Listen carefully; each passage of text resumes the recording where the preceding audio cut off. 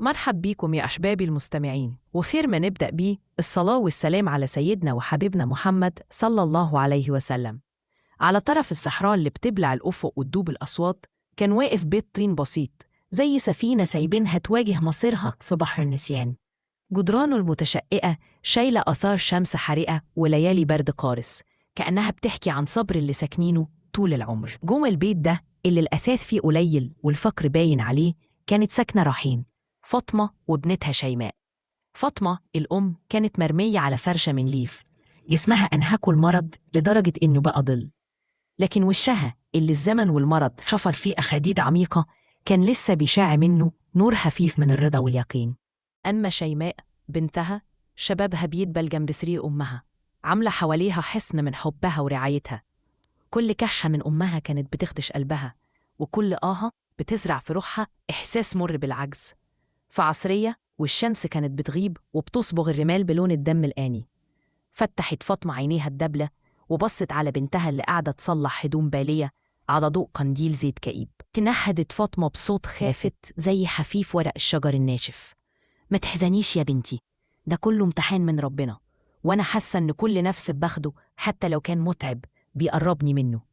أومأت شيماء براسها وحاولت ترسم ابتسامة ماتت قبل ما تتولد. كانت مؤمنة بربنا، بس كانت برضو شايفة أمها بتدبل قدام عينيها زي شمعة بتاكلها النار. فاطمة استرسلت في كلامها وهي باصة ناحية الباب الخشبية المتهالك، كأنها شايفة اللي وراه. سمعت الناس بيتكلموا عن دكتور عظيم في بغداد اسمه إسحاق الرازي، بيقولوا إيده تلمس العليل فيشفى بإذن ربنا. وقعت الإبرة من إيد شيماء وبصوتها اتكسرت كلمة بغداد الرازي. الكلام ده كان حلم أبعد من النجوم. بغداد اللي بينهم وبينها صحاري بتهلك وفلوس ما يملكونش منها ولا درهم. كان الحلم ده أقسى من اليأس نفسه، عشان الأمل فيه شبه السراب. فاطمة غمضت عينيها تاني وهمست بصوت واطي قوي: ما تقمطيش يا شيماء، اللي خلق الرازي في بغداد وخلق الداء والدواء قادر يجيب الطبيب لحد عتبة بيت. شيماء بصت لجدران البيت المتشققة والليل بيزحف من الصحراء عشان يبلع الكوخ الصغير. كلام أمها كان زي نقش جميل على رمل الصبر اللي قلبها ما عادش قادر عليه. ما بقتش قادرة تعتمد على الدعاء لوحده، حسك إنها لازم تعمل حاجة، تطرق باب أرضي يمكن يتفتح مع أول خيط نور. قبل ما الشمس تطلع تجلد الصحراء بسياط نورها، كانت شيماء أخدت قرارها: لو أبواب السماء بتستجيب للدعاء يبقى لازم أطرق أبواب الأرض بجهدي. لست خمار غالي على راسها وبست جبين أمها وهي نايمة، وخرجت من الكوخ ووش الفحو هوا الصبح البارد. وجهتها كانت بيت الشيخ مرزوق، أغنى راجل في القرية، راجل الكل يضرب المثل بثروته. مشيت شيماء ورجليها الحافية بتغرس في الرمل وقلبها بين الخوف والرجاء. وصلت لبيته الكبير، بابه الخشبي منقوش بالنحاس. أول ما شافت الفخامة دي حست بضئالتها أكتر من أي وقت فات. انتظرت لحد ما سمحولها تدخل، وقفت قدام الشيخ مرزوق اللي كان قاعد في رفاهية. حكت له حكايتها بصوت بيرتعش ولسانها اتلخبط وهي بتطلب المساعدة لعلاج أمها. بصلها الشيخ بنظرة باردة وقال بسخرية: مش انتوا اللي طول الوقت تقولوا التوكل على الله؟ روشي ادعي ربك يشفيها، أنا مالي تفكركم ومرضاكم، ولا الإيمان بيخلص لما الجيب يفضى. كلماته كانت زي صفعات على وشها، خرجت من عنده ووشها محمر من الخجل والمهانة. لكن الوجع مش من الرفض، الوجع كان من طعنته الإيمان أمها البسيط. رجعت شيماء بيتها والليل كان غطى الدنيا ونجومه بتلمع زي عيون جوعانة في بطن السنة. أمها نايمة، نفسها متقطعة كأنه بيرتفع جبل، ولما حست بيها فتحت عينيها وقالت بصوت مهزوز: فين كنت يا شيماء؟ ابتسمت شيماء ابتسامة مرة وقالت: كنت بدور على رحمة ربنا في قلوب عباده، لكن القلوب هم حجر يا أمي. سكتت شوية وهي ماسكة إيد أمها اللي بردت زي التلج، وبصوت مخنوق همست: بس لسه عندي أمل. تاني يوم مع شروق الشمس خرجت شيماء تاني، المرة دي راحت لسوق القرية.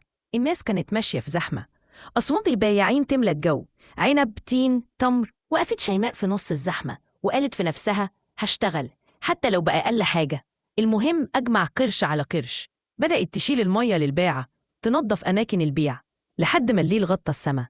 والقروش اللي جمعتها ما كانتش تكفي حتى رغيفين عيش. لكنها رجعت البيت عينيها فيها إصرار وفي قلبها نار. يا دغدادة استنيني. الأيام بقت تجري زي السيل. شيماء بتشتغل ليل ونهار تجمع فلوس قليلة، لكن أملها كان بيكبر مع كل قرش. بس المرض ما كانش بيستنى، كل يوم كان بياخد حتة من أمها لحد ما بقت زي ورقة دابلة في ريح قوية. وفي ليلة وهي راجعة من السوق لقت أهل القرية مجتمعين، وفي النص فارس لابس لبس سفر ومعاه جمل محمل كتب وأدوية. الناس كانت بتهمس، ده الحكيم المسافر من بغداد، بيقولوا تلميذ الرازي. شيماء حست إن قلبها هيطير من صدرها وصرخت يا رب يا كريم. جريت عليه وهي بتنهج، يا سيدي يا حكيم أمي بتموت. بصلها بعينه الهادية وقال اهدي يا بنتي، فين بيتك؟ أديته وسط الصحراء لحد الكوخ والريح بتعوي كأنها بتقول الفرج جاي. دخن الحكيم وقعد جنب فاطمة، وشه ابتسم ابتسامة خفيفة وهو أقول لسه في أمل. وإيده كانت ثابتة زي الجبل. وشيماء واقفة دموعها نازلة على خدها زي المطر في أرض عطشانة. مرت ساعات كأنها سنين، ولما خلص قال بصوت حنون خلاص هتقوم إن شاء الله. شيماء وقعت على ركبتها وبكت الحمد لله. بصلها الحكيم وقال اللي جابني ليكم مش غير دعوة أمك وإصرارك اللي خرج السما. شيماء في اللحظة دي فهمت إن الأمل مش بس حلم، الأمل فعل، خطوة ورا خطوة حتى لو الطريق أطول من العمر. والشمس طلعت من جديد، بس المرة دي بنورها كان فيه حياة. فاطمة فتحت عينيها، بصت لبنتها وقالت شايفة يا شيماء، ربنا عمره ما بيخذل حد. والريش اللي كانت بتعوي امبارح النهاردة كانت بترقص مع أصوات العصافير كأنها بتغني الأمل ما بينوتش.